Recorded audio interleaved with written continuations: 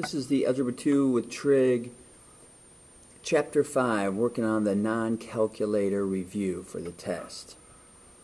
Our first question is to write a polynomial equation that opens downwards and has 3 turning points. So if it's going to have 3, that's 1 turning point, 2 turning points, 3 turning points. So something that might look like that is going to have to be an even degree.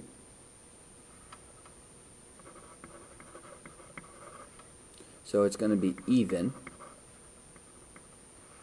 It's going to have a leading coefficient that's negative if it opens downwards. And that leading, to have 3 turning points, it's got to be exactly 4. The degree has to be 4. So let's call it, now you can just be creative. Pick any numbers you want. Negative leading coefficient, x to the 4th. Just throw any other pieces on there you want.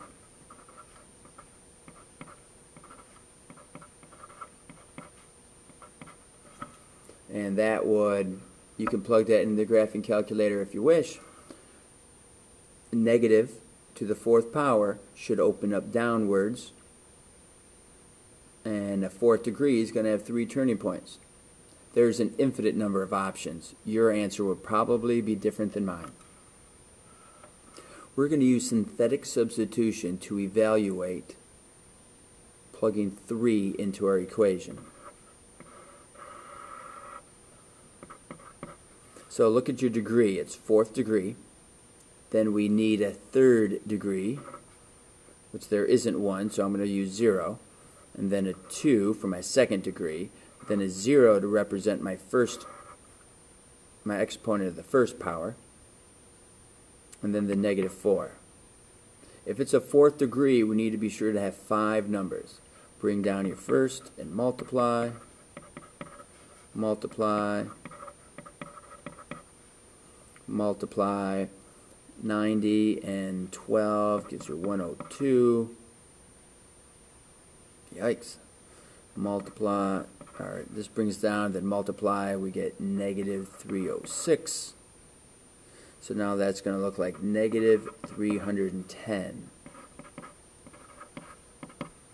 So when you do f of 3, we should have negative 310.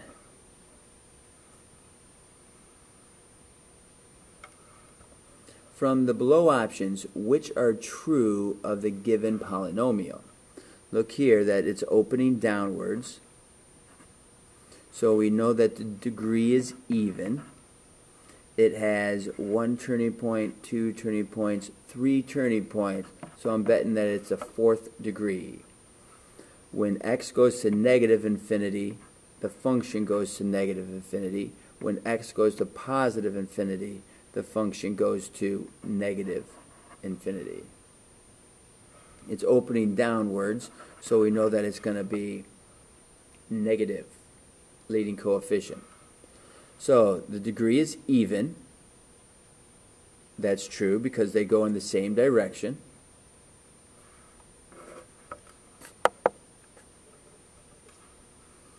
As x gets big, the function gets small.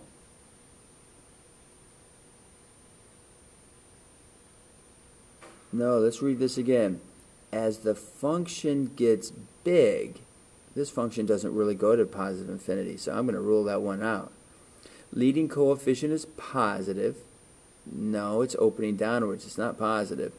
Leading coefficient is negative. That's true. The function goes down. Function goes to negative infinity as x goes to positive infinity. That would be true. So, from below, which are true of the polynomial? More than one is possible. So that's what we're going to stand by. Alright, so now we're going to put some of these together. Adding, so we would say we have 1 plus 2 gives us 3x cubed. A squared, take away a squared, gives us positive x squared plus 3. Minus makes us distribute that through. Be sure you're not going to multiply. Don't FOIL any of this together. Change the sign into those parentheses. Now we're going to get, looks like a negative x cubed, positive 3x squared, and a negative 5. Now these next ones are multiplying. Notice how the two parentheses are right next to each other. So this is Chapter 5, Non-Calc Review. Okay, so for number 6, we have 3y minus 2, 2y plus 3y minus 1. That looks like that's not accurate. On a test you would never make this change, but here on the review, that should be a square. So we're going to multiply this to all three pieces. So 3y times 2y squared gives us 6y to the third plus 9y squared minus 3y, negative 4y squared minus 6y plus 2. That's going to leave us with 6y cubed plus 5y squared minus 9y plus 2. So that's our answer for number 6. We multiply the two together. You first multiply 3y to all three terms, and then we multiplied negative 2 to all three terms. Number 7.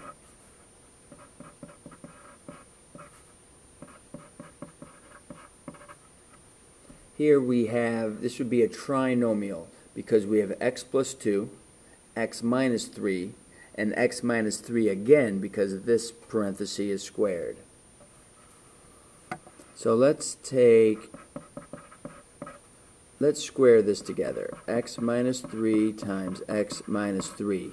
You cannot call that x squared plus 9. You have to FOIL that together to get x squared minus 3x minus 3x again plus 9. Don't forget your x plus 2. That leaves us with x squared minus 6x plus 9. Now with that idea, we're going to come through and multiply very similarly like we did over here. So we're going to get x cubed minus 6x squared plus 9x plus 2x squared minus 12x plus 18. Collect our like terms together.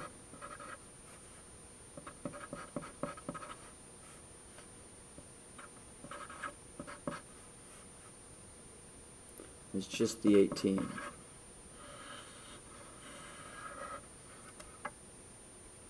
So that would be multiplying the binomials together. There are 3 of them. This one is squared, and then there's an extra, so it's x cubed.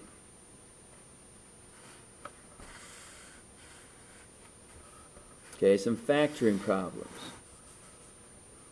For factoring, number 8,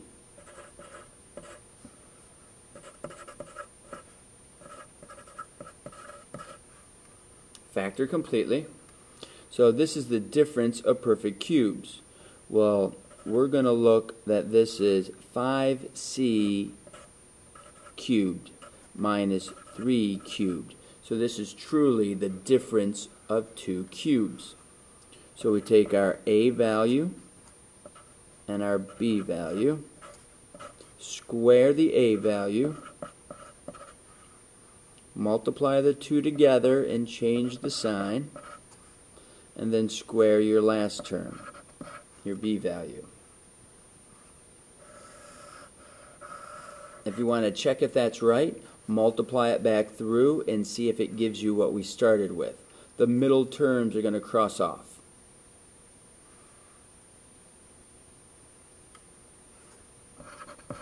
Number 9. 2x cubed plus 8x squared minus 3x minus 12.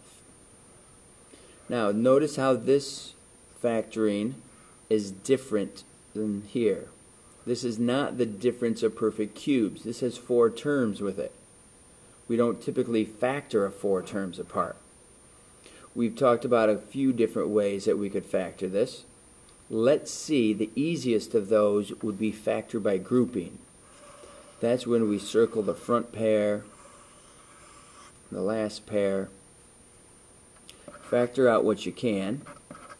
So there's a 2x squared in both of those. That leaves us with x and 4. Bring down your sign. Factor out your 3. Now you have negative 3 times what makes negative 3x? Negative 3 times what makes negative 12? A positive 4.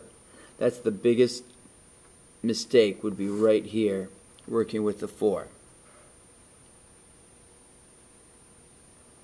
Then we have our 2x squared minus 3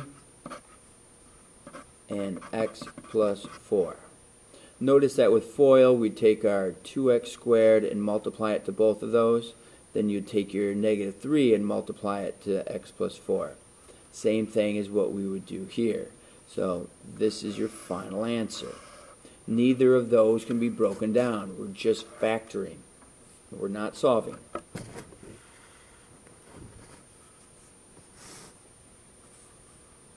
Number 10, we have 15x to the 5th minus 72x cubed minus 108x.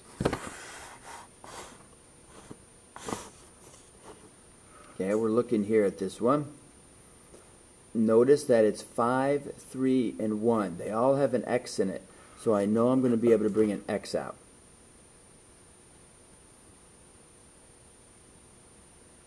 15, a 5 can go into 15, but 5 doesn't go into 72. A 3 can go into 15, a 3 can go into 72, and a 3 can go into 108. So I'm thinking I can pull out a 3.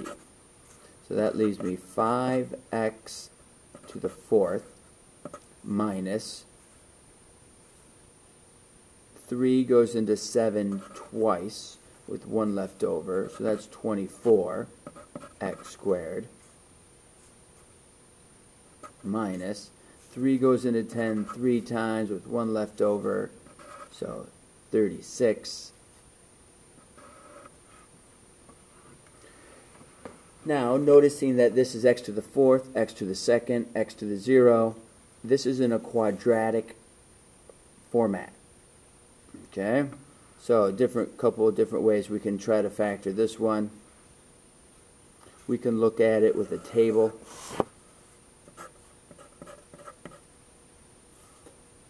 Not an XY table, but a sum and product table. What multiplies to be 36 times 5,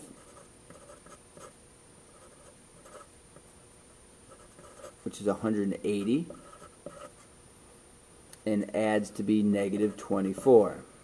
We know that the two signs, this would be negative 105, the two signs have to be different, and the larger number is negative.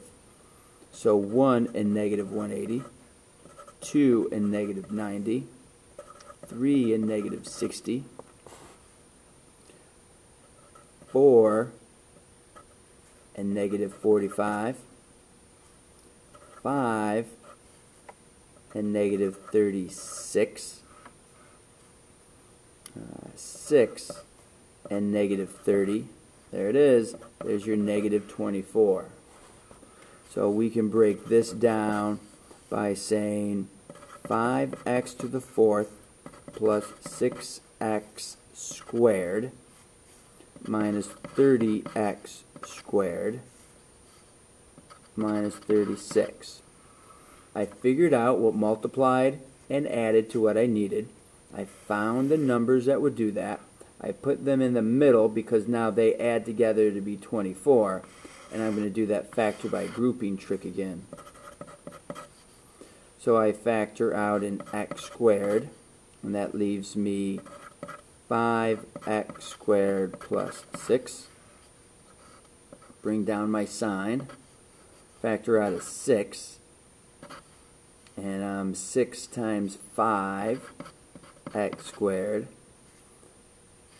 And a positive 6 gives me a negative 36. So what's inside my parentheses is exactly the same. So that worked out. A bit scary at first. Okay. So this was called factor by grouping. We could have used the box. And we could have used guess and check. You'll know if guess and check worked for you if you got that answer.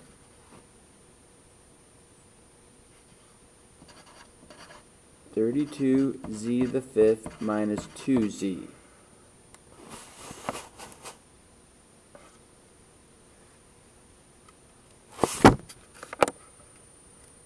So we're factoring. We have a common factor that can come out. So we have 16z to the 4th minus 1. This here is to the 4th power. We don't typically factor things to the 4th power, except we can treat this as the difference of perfect squares. I'll write this as 4z squared minus 1 squared. That's the difference of a perfect square. So 2z, 4z squared minus 1, 4z squared plus 1. This is the difference of perfect squares again.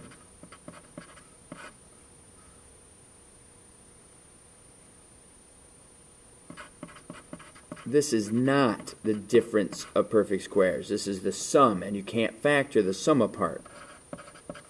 So notice that 2z minus 1, 2z plus 1, and then 4z squared plus 1. We have z to the 2nd power, z to the 3rd, z to the 4th, z to the 5th. This is a z to the 5th power.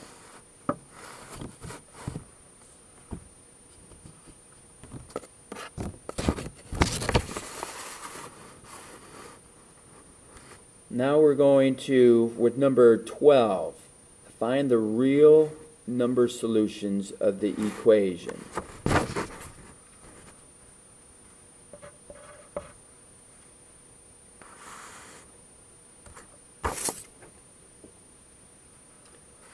We've got x to the 4th minus 28x squared plus 75.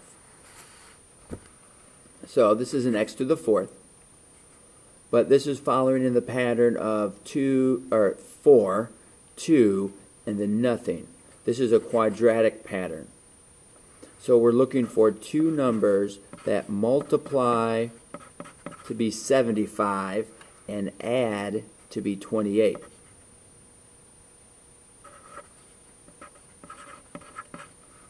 Three times 25 is 75.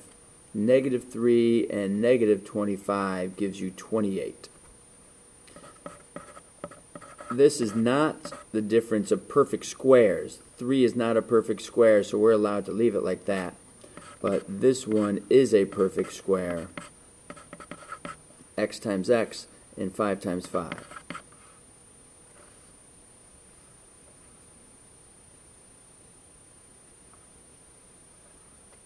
Okay, I'm going to start with another sheet to do number 13, the long division. So here we are on page number 2, working with number 13. We're going to do long division. X squared plus 2x minus 4 going into 5x to the 4th minus 2x cubed minus 7x squared Notice that there's no x's, so plus 0x minus 39. So we take our first term here, 5x to the fourth, divide that by x squared, leaves us 5x squared. So over the x squareds, I'm going to put my 5x squared, distribute that into all three of these. So 5 times 1 is 5x, 2 and 2 make 4. 5 times 2 is 10x cubed minus 20x squared. Change the sign. I'd like you to circle your operation that you've changed it to. This should always cross out. It's the whole point of why we're using 5x squared. Negative 12x cubed and a positive 13x squared. Now we can bring down our next term, which happens to be 0x's. Take your negative 12x cubed, divide that by your x squared, and that leaves you with negative 12x. Multiply through to give you negative 12x cubed. We expect those to be exactly the same. Negative 24x squared and a positive 48x. Change the signs. These should cross out. This will give you 37x squared. Gives you negative 48x. Bring down your last term. Take 37x squared, divide it by your x squared, and you get 37. So multiply through to all three pieces. This should match up exactly. Plus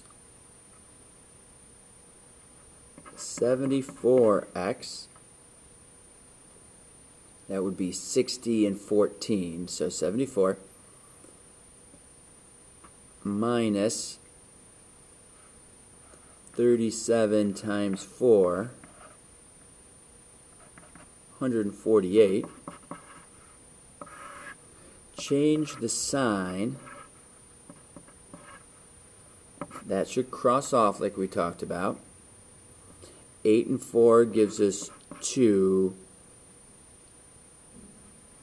122x, and this should be, we have more positives than negatives.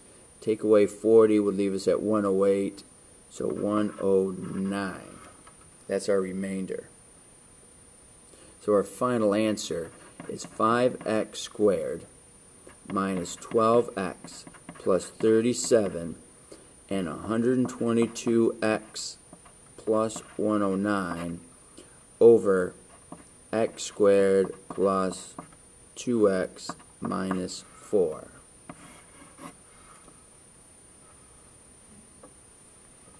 That means if you take your divisor and you multiply it to that, you would, well, if you take your divisor, right, and multiply it to that, we would produce this.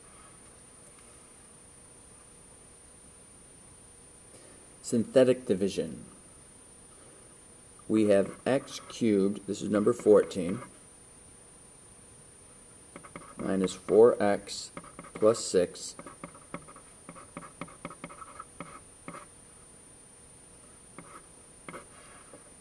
so we're going to take our x plus 3 and equal it to 0 so we can get negative 3.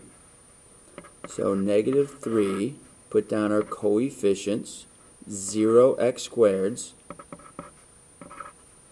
Drop your synthetic number down and multiply.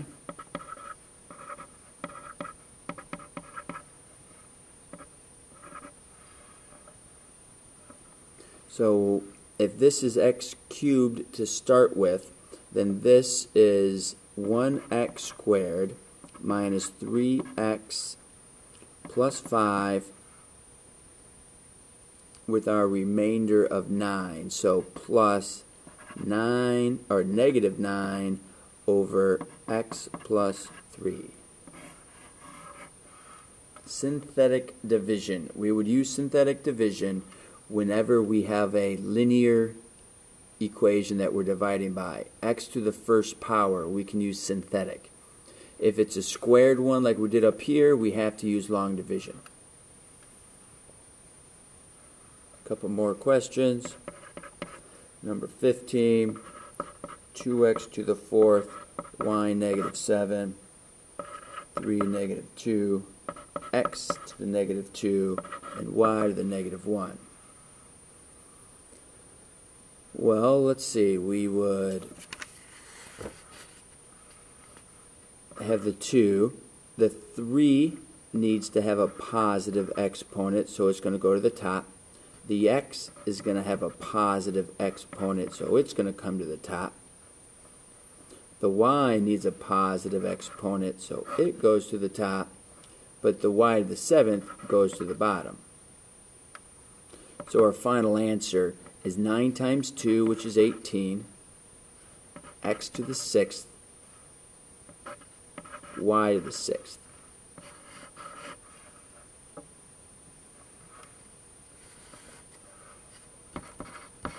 Number 16.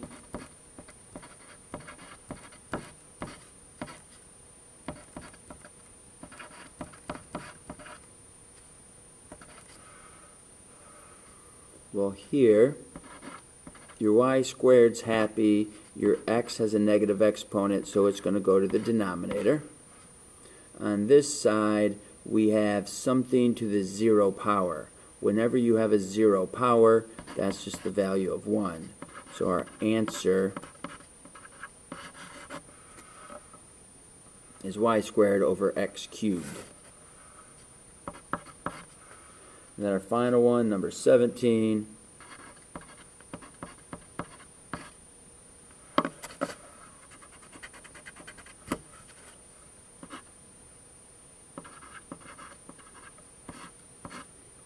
A couple different ways that we could write this one out.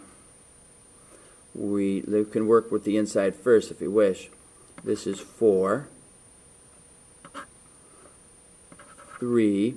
The x is going to go to the denominator. The y is happy right where it's at because it's got a positive exponent. Now you're going to distribute. There's no adding and subtracting in this problem, so we can distribute the negative 2 to all the exponents. So this becomes 4 to the negative 2, becomes 3 to the negative 2, x to the negative 4th, and y to the negative 6th. So we get 9 on top, 16 on bottom, x to the 4th, y to the 6th.